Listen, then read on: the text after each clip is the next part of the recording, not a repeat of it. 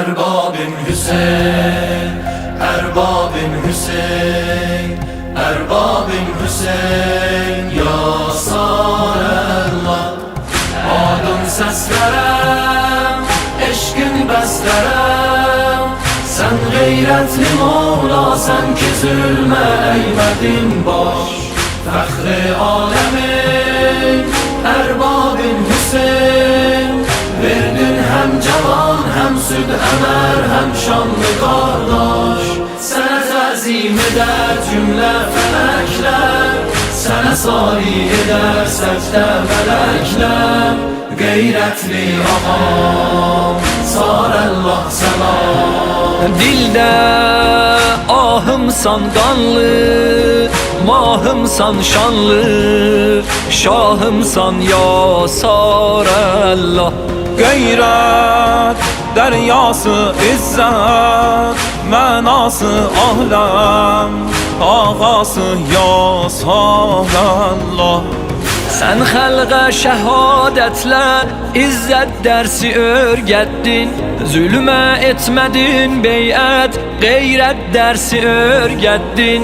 Sən heyhat əminə zillət dərsi öyrətdin. Qeyrətli ağam, Sarallah səlam. Bayrağın yerə düşsün, izin verməz igidlər. Heyranın fələk, mehmanın mələk, bu bayraq yolunda geçdilər candan igidlər. Gəlməz aləmə vallah misalın, dünyanı edib valeh cəlalın. Qeyrətli ağam, Sarallah səlam. Adın səslərəm, eşqin bəslərəm, sən qeyrətli Mola, sən ki zülmə əymədin baş. Fəxri aləmin, Erbabim Hüseyin, verdin həm cavan, həm süd əmər, həm şanlı qardaş. Sənə təzim edər cümlə fələklər, sənə sari edər səcdə mələklər. Qeyrətli ağam, Sarallah səlam. Aləm müştaqın yatmaz, bayrağın qəlbimdən dağın çıxmaz vallah. Qəbrin cənnətdir, eşqin nemətdir, zikrin adətdir ya Sarallah. Fəxr eylər bütün şahlar, oldun o kərin ağa.